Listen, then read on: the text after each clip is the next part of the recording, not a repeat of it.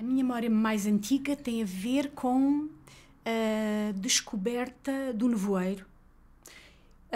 Já tenho falado nisso porque tenho a ideia da minha mãe me ter posto ao colo e ter-me dito que íamos ver uma coisa, e caminhou comigo pelo nevoeiro.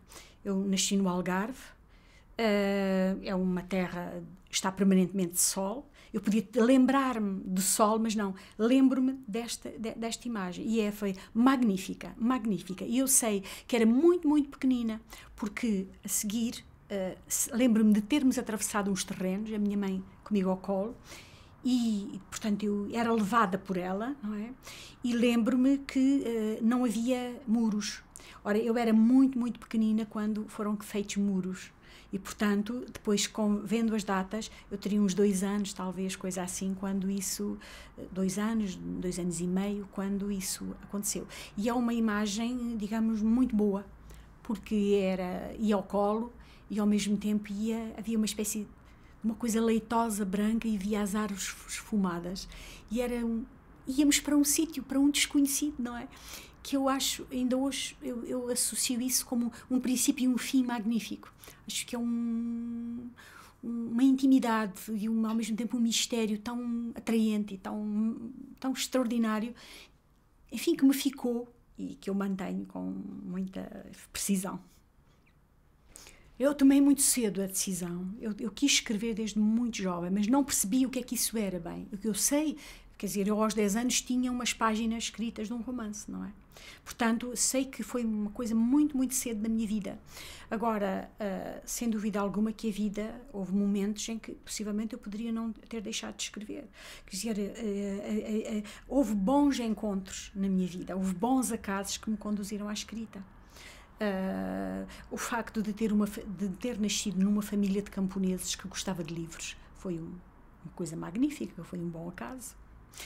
O facto de ter tido professores extraordinários que me leram o que eu escrevia, que me disseram que eu tinha imaginação e capacidade de escrita, e que me ofereceram livros, que me deram livros, que me incitaram a escrever e a entrar no domínio do mundo da arte, foi magnífico, não é?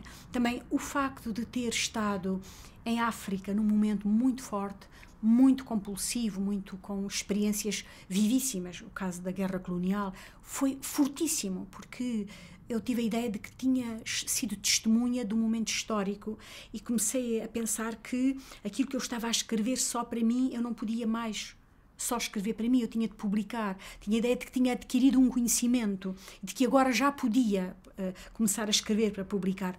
Foi outro, digamos, bom acaso. Foi a vida que me conduziu. Também foi a vida que me conduziu, de certa forma, o facto da primeira pessoa que leu, enfim, o primeiro escritor ter sido Virgílio Ferreira.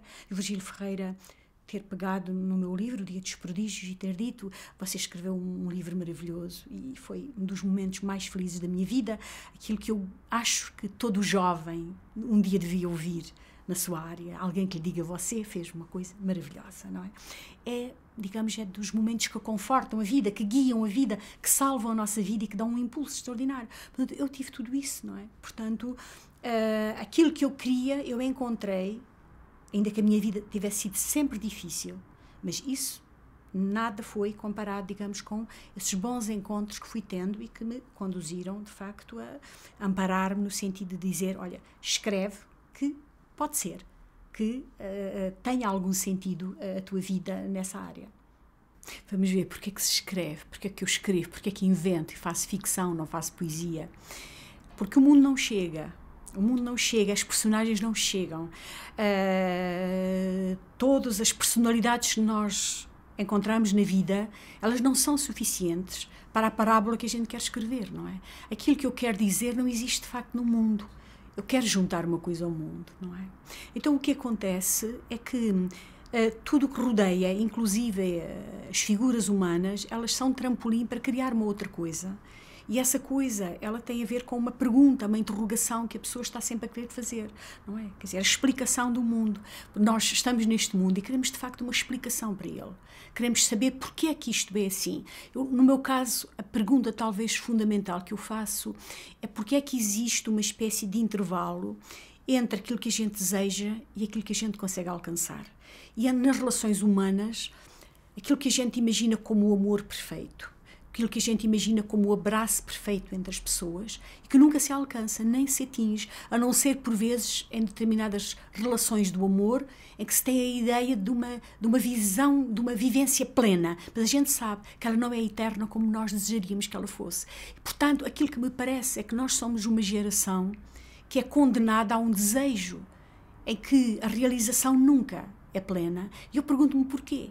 Inclusive, digamos, nós temos todos, mesmo o agnóstico e o ateu mais empedernido, teria o desejo de haver uma explicação e haver uma entidade que o acolhesse e que lhe desse sentido para esta passagem na Terra. E, no entanto, a gente pergunta, nós temos as palavras, temos todas as palavras para fazer a pergunta, nunca responde. Quer dizer, nunca há uma resposta. E, portanto, há também esse intervalo, não é?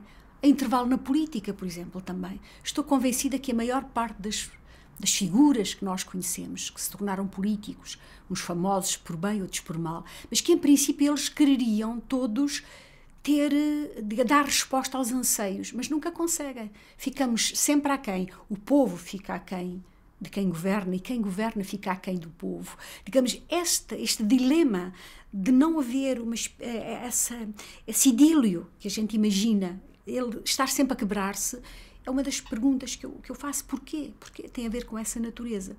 Ora, o que acontece, portanto, é que na realidade, olhando para a realidade, para eu fazer essas perguntas, eu preciso transfigurar aquilo que eu encontro, aquilo que eu encontro já que me é dado.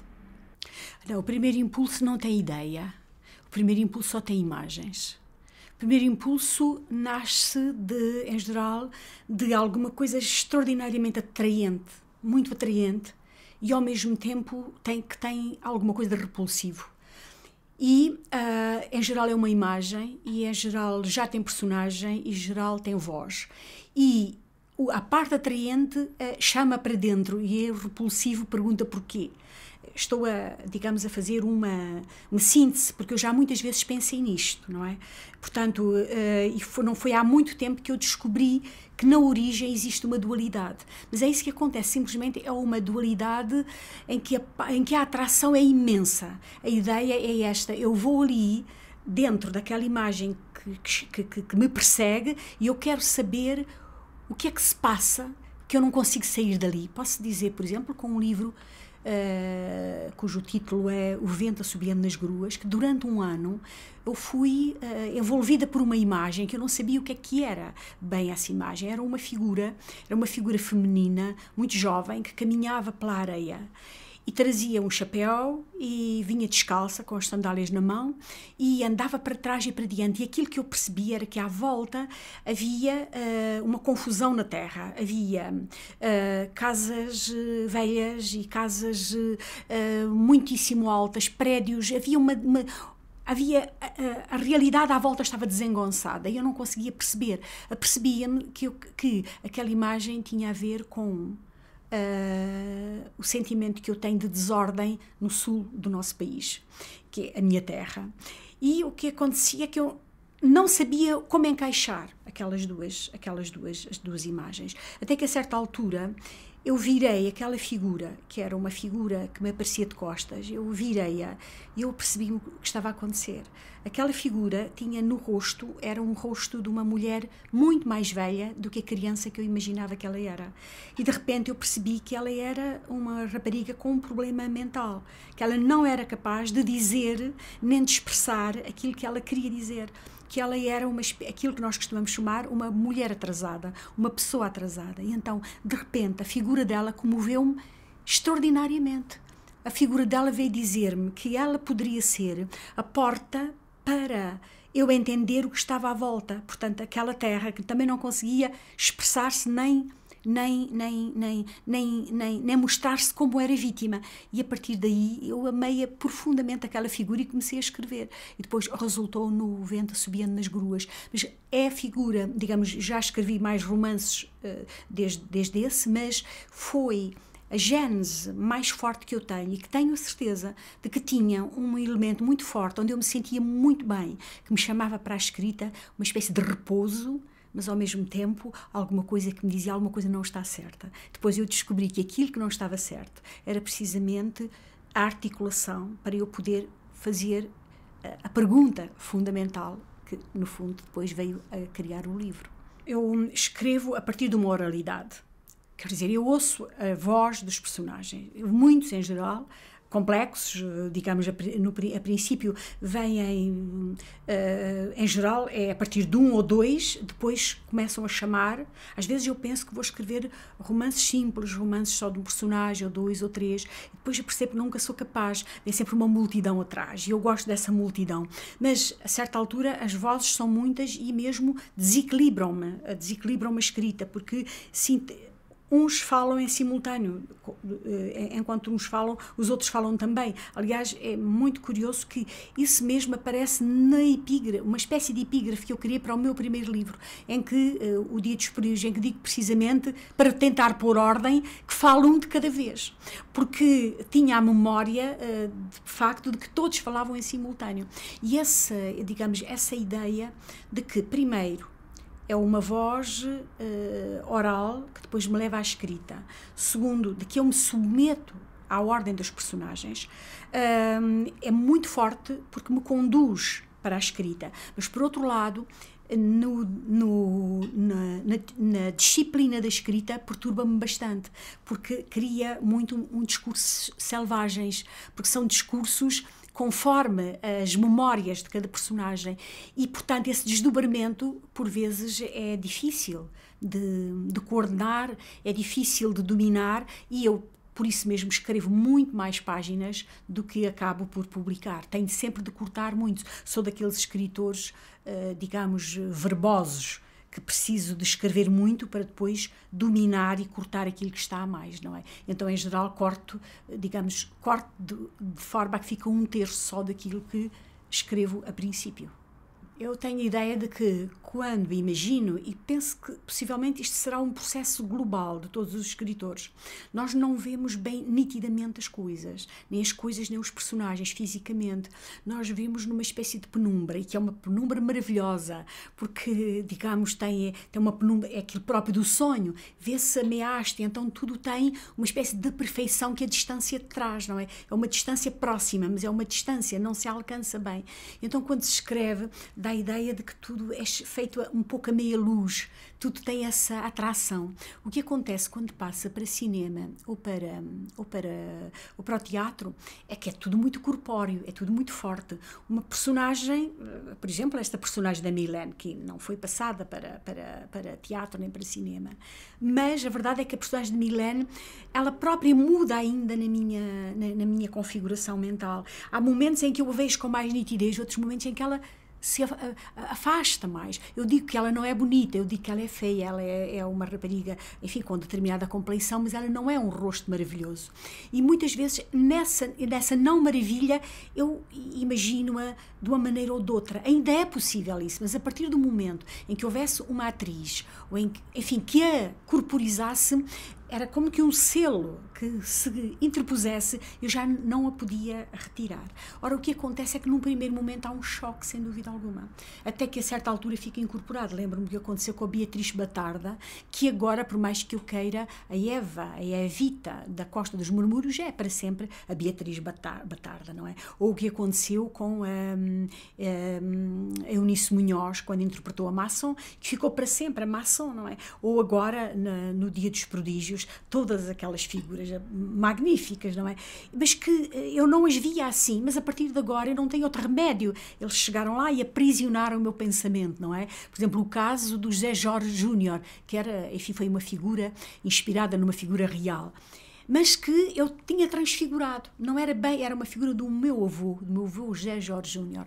Mas quando eu transfigurei, o meu avô era outra figura. Agora, sem dúvida alguma, que o José Martins é aquela figura, não é? Ele interpretou tão bem, entregou-se de tal forma que é o corpo dele, é aquela forma como ele diz, para mim, já nem me lembrava da palavra, mas quando ele diz, cabrões, quer dizer, ficou a expressão, ganhou uma força poética tão grande que já nem sequer o palavrão existe, vem da forma como o ator foi capaz de interpretar. Isso de facto é extraordinário e para mim, eu acho que para qualquer escritor é um grande desafio, quando não há um atraiçoamento, não é? Quando não há uma forma, enfim, quando a ideia não foi atraiçoada, mas eu nunca tive até hoje, digamos, uma traição, como por exemplo o que aconteceu com o Kundera e com a Insustentável Leveza do Ser, e eu compreendo que o Kundera tenha ficado aborrecido com o Philip Kaufman, que de facto aligeirou bastante a história, não é?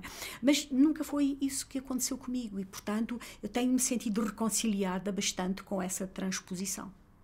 A inspiração é uma capacidade de concentração absoluta que faz com que o passado, o presente e o futuro estejam unidos num ponto único. E nós temos a ideia de que todas as memórias estão ali. A inspiração não é nada que venha de fora, a inspiração é a nossa capacidade, de facto, de juntar a nossa imaginação total nesse momento.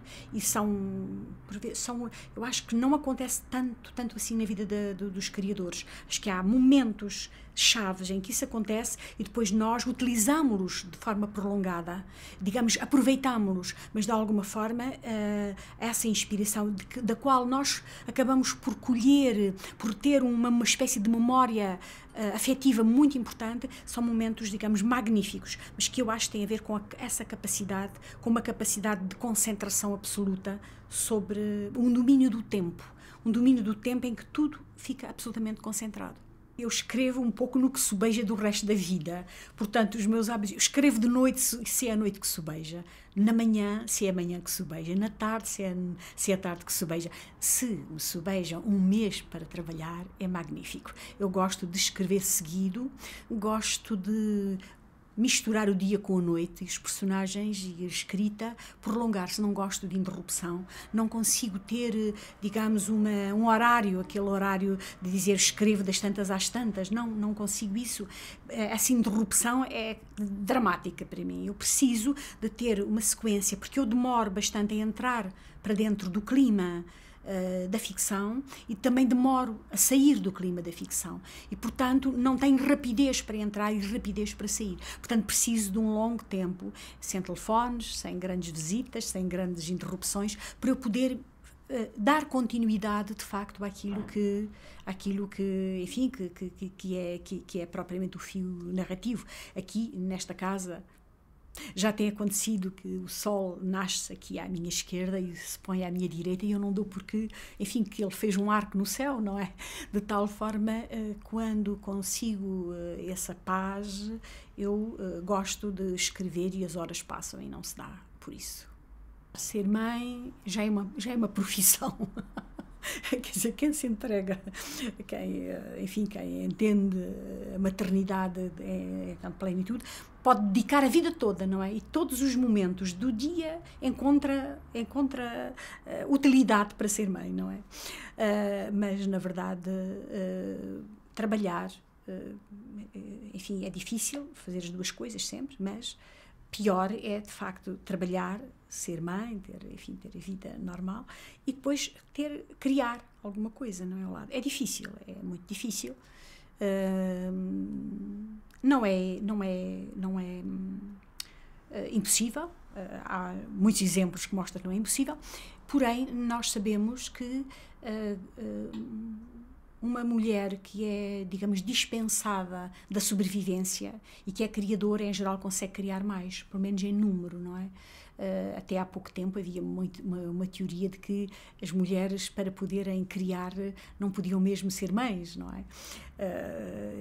E, aliás, há uma teoria muito interessante, que até é, de certa forma, sublinhada por George Steiner, a ideia de que as mulheres dizem sim a Deus e que, portanto, não têm a revolta criativa e que os homens entram numa espécie de rivalidade com Deus e que daí nasce a arte, que a arte nasce de o homem revoltar-se e dizer a Deus, eu não te entendo, eu não aceito a criação, aqui vai o meu murro dirigido ao teu queixo, porque tu, de facto, não me explicas esta existência. E as mulheres dizem, fia-te, não é? Fia-te no meu corpo, não é? Faça-se em mim. E, portanto, a mulher fica apaziguada pela maternidade. Ora, hoje nós sabemos que não é assim, não é? Ou pelo menos a mulher moderna, porque nós somos seres históricos, não é? Portanto, também somos produto, digamos, de todo nós, no princípio do século XXI, quer dizer, somos filhos de um movimento de libertação enorme, em que as mulheres praticamente têm a mesma mobilidade que os homens, os mesmos direitos, as mesmas capacidades. Portanto, estamos numa situação diferente e, portanto, hoje eu penso que é muito difícil voltar-se a estas teorias de que as mulheres não são capazes de empunhar, digamos, uma bandeira contra o Criador e não são capazes de questionar profundamente a existência. Não, acho que hoje isso não tem mais sentido. Portanto, é difícil, não é impossível e inclusive a maternidade dá para um criador, a maternidade e a paternidade, um sentido histórico da existência que é muito importante. Em geral, eu encontro nos homens ou mulheres que passam para a arte, digamos, o sentido da maternidade ou da paternidade, tenham um sentido da engrenagem histórica de uma outra forma, porque quem tem as crianças, que elas saem de si, não é? Ou quem assume isso, porque pode não se ter fisicamente, mas enfim, ser como se tivesse, mas há uma espécie de sentimento de que se pode deixar este mundo com uma certa paz, porque alguém fará por nós um percurso que fica interrompido com o nosso desaparecimento, não é? Porque alguém nos continua, não é? Eu quero pensar, eu não tenho uma resposta definitiva sobre isso e possivelmente acabarei os meus dias sem ter uma resposta definitiva sobre isso, porque eu não quero imaginar que se nasce para ser algo. Acho que isso é um aprisionamento extraordinário e detesto, completo, as pessoas que pensam que são pessoas de missão e que nasceram para, de facto, para serem alguma coisa. Quer dizer, acho que é o pensamento mais antidemocrático e mais anti-humanista que pode existir e que conduz, digamos, a atos de barbárie enormes, alguém imaginar-se que de facto nasceu predestinado para alguma coisa. Agora, a verdade é que, contrapondo a isto, portanto, este pensamento básico que eu defendo e que acho que não se pode de modo nenhum partir daqui, digamos, como alguém que seja predestinado, ninguém está predestinado, mas por outro lado, que penso é que se nasce com uma carga de aptidões que podem ser ou não ser desenvolvidas, mas que umas pessoas nascem com mais aptidões do que outras. Quer dizer, eu gostava muito de cantar, eu gostava imenso, quer dizer, ouço a música, ouço muito bem, quer dizer, é aquilo a arte que eu mais gosto. Quer dizer, cantar, a música, acho magnífico, cantar com a voz, gostava imenso. Não sou capaz, não tenho ouvido, não sou capaz. Parte do que escrevo muitas vezes é uma espécie de, quer dizer, delegação ou digamos, de colapso, porque de facto não canto. Mas a verdade é esta, é que eu arranjei uma forma ao lado em relação àquilo para a qual não tenho aptidão, não é?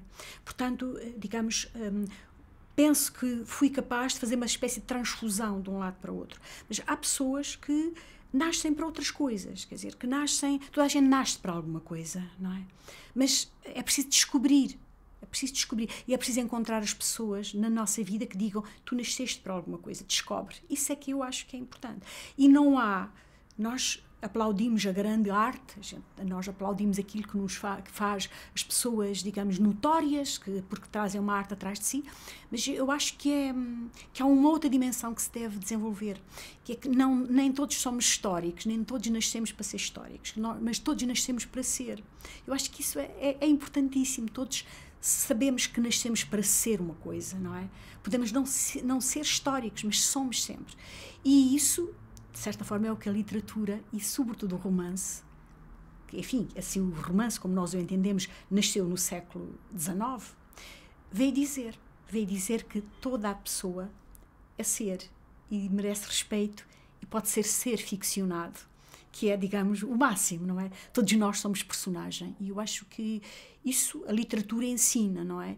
E acho que, de alguma forma, ajuda-nos a compreender digamos, a hierarquia em que nós nos colocamos, em que historicamente uns estamos sobre os outros, mas como digamos, há uma escada, é verdade, mas do ponto de vista do ser, nós somos seres uns ao lado dos outros, compreende?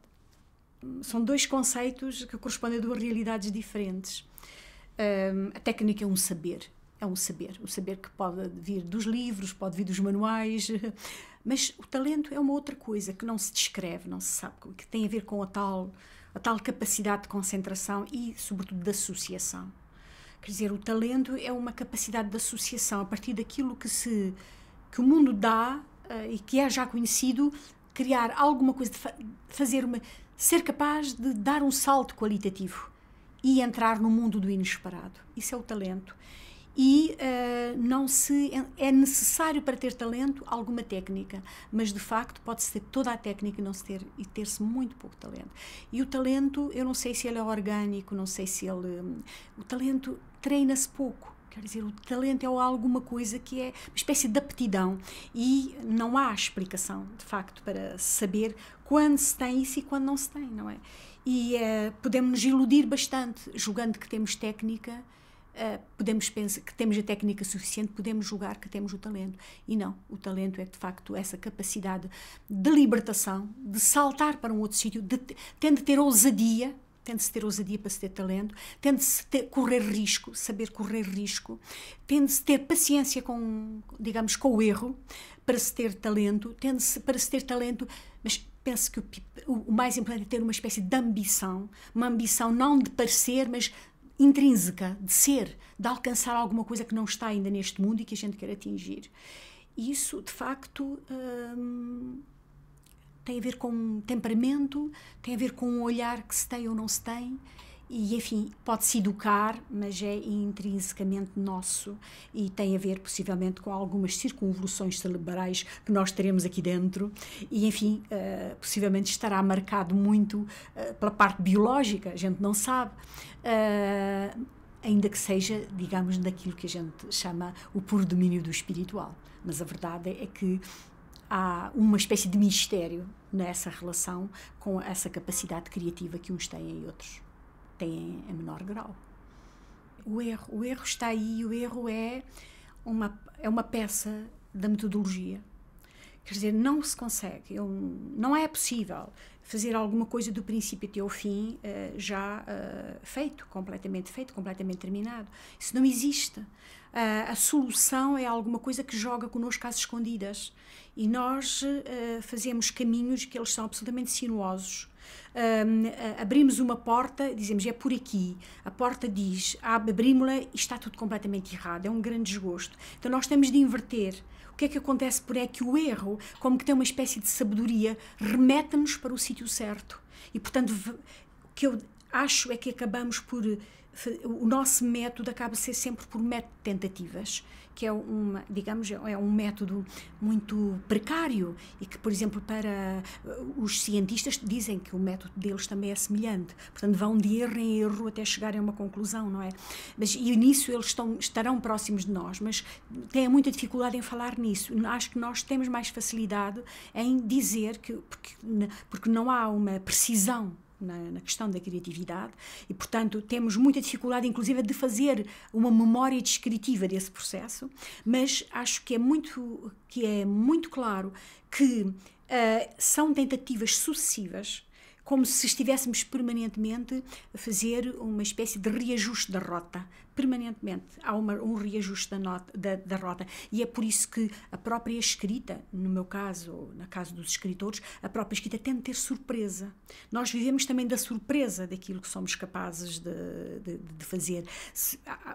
Quando é que um livro perde o interesse para um escritor? Quando nós já sabemos o que é que vai acontecer. Nós gostamos de perceber que há sempre uma revelação, que há qualquer coisa novo que está sempre a acrescentar. E só, digamos, terminamos quando, digamos, está esgotada a surpresa, não é? E é este, para mim, é o meu método, é de ir, de facto, de surpresa em surpresa, e de erro em erro, até chegar ao fim e dizer, não, isto tem alguma coerência e também tem uma oferta de beleza. Mantém uma oferta de beleza. Quando isso chega, fico também sempre com a ideia de que há uma questão de perfeição que eu gostava de ter e eu nunca, jamais cheguei ao fim e disse está perfeito. Ou se disse, a seguir percebi logo que era uma ilusão. E então esse é o desafio, que é recomeçar outra vez, outra obra desde o início, para ter outra vez a ilusão de que se começa a criar alguma coisa para a perfeição. E assim se vai, de livro em livro.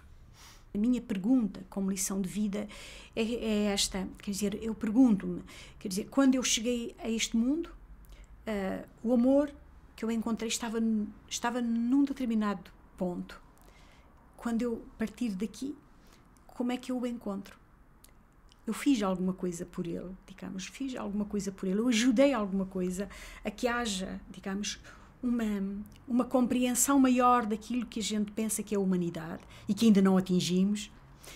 Será que eu fiz alguma coisa? Será que a arte fez de nós melhores pessoas? Quer dizer, fez gente melhor, uma humanidade melhor?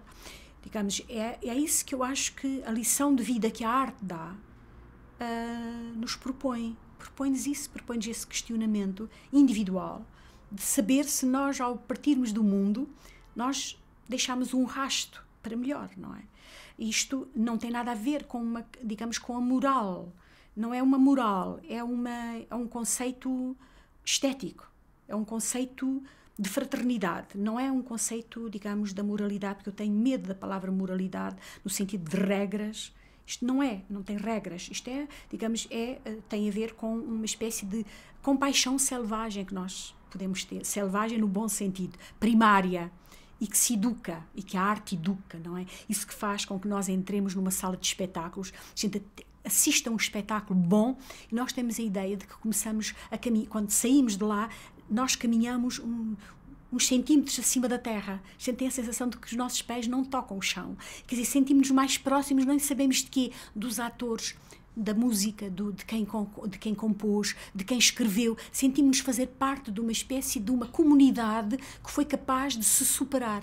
E eu acho que é isso, de fundo, que é a lição de vida que a arte dá. Envelhecer é uma palavra importante. Quer dizer, envelhecer é uma palavra importante. Nós vimos de ser novos para velhos.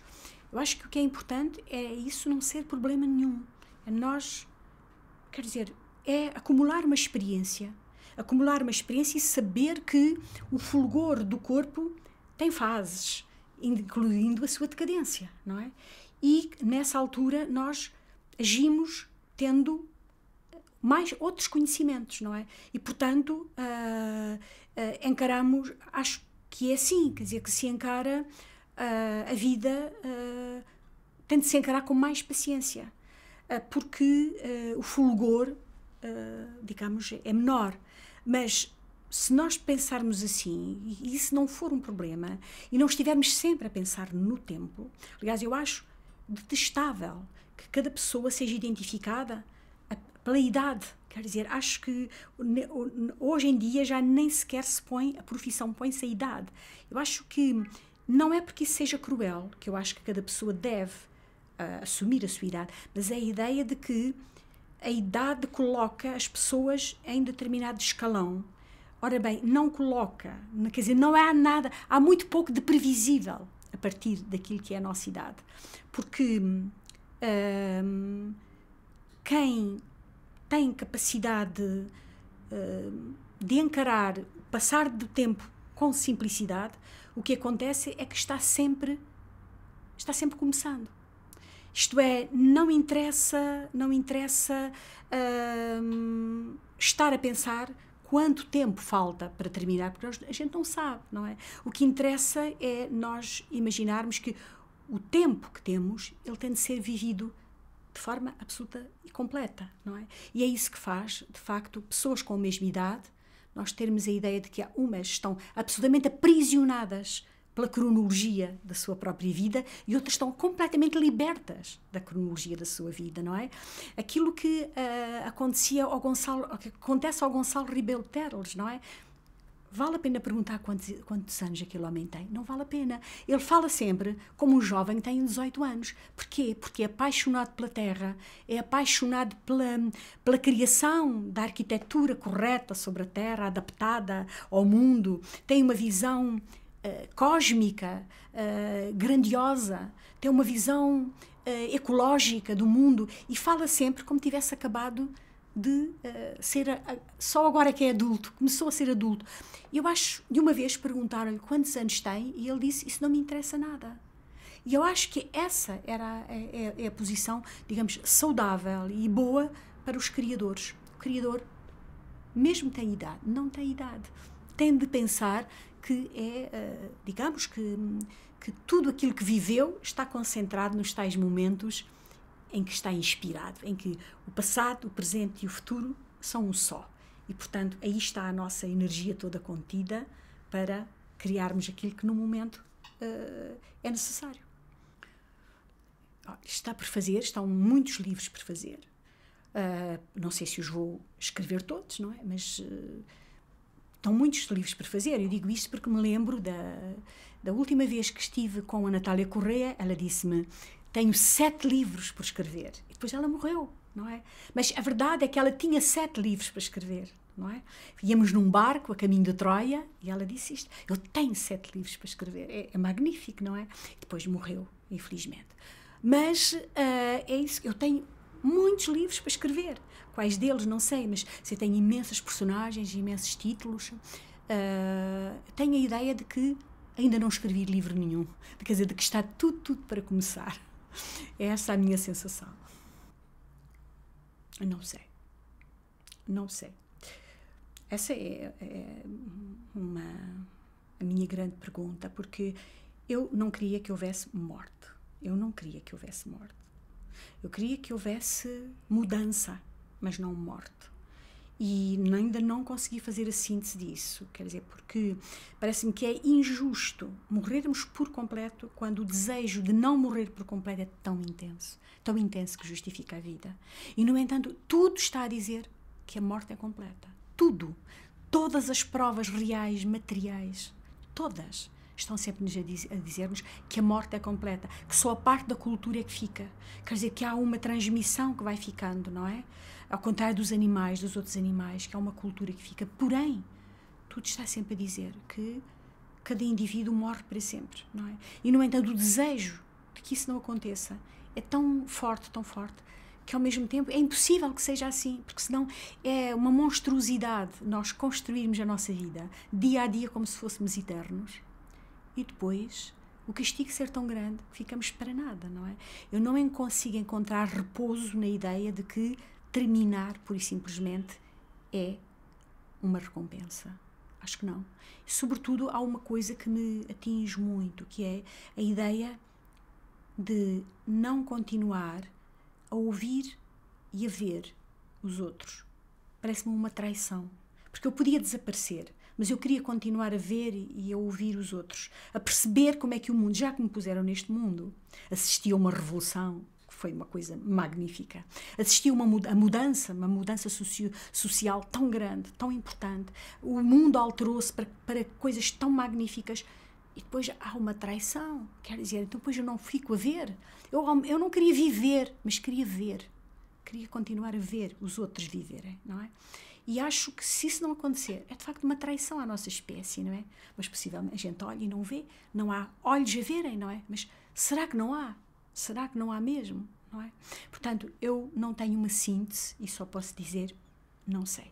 A minha mãe foi muito marcante, continua ainda a ser hoje muito, muito marcante, porque foi a figura que me deu o sentido da alteração da vida, da modernidade. A minha avó, que me deu o sentido de honra, foi uma mulher espantosa nesse domínio, era uma mulher antiga, uma mulher muitíssimo inteligente, e que me deu muito o sentido de honra, do cumprimento do dever. Ainda a vejo, era uma camponesa magnífica, ainda hoje a vejo com a mão cheia de precisão. Ela era lavradora, tinha umas terras e tinha uns animais que lavravam, e eu lembro-me muito bem de ela semear favas, e ela passava pelos regos, tinha de fazer 2 vezes o que os animais faziam, quer dizer, mais rápido, porque ia num primeiro momento e punha o adubo e ela fazia um passo, uma mão com o adubo, outra passo, a mão com o adubo, outra passo a mão com o adubo, e depois regressava à frente do animal, colocando 4 favas, 5 favas, 4 favas, 5 favas. E ela tinha na mão essa medida. Aquilo era exato, sabe? E eu ainda hoje a vejo e pergunto muitas vezes porquê a vida dela. Quer dizer, porquê a vida dela? Foi magnífica, não é? Era uma mulher magnífica, de precisão, de cumprimento do dever. Levantava-se às 4, 5 horas da manhã para dar de beber aos animais, e ainda hoje eu ouço o seu baldinho, o balde que guinchava, não é?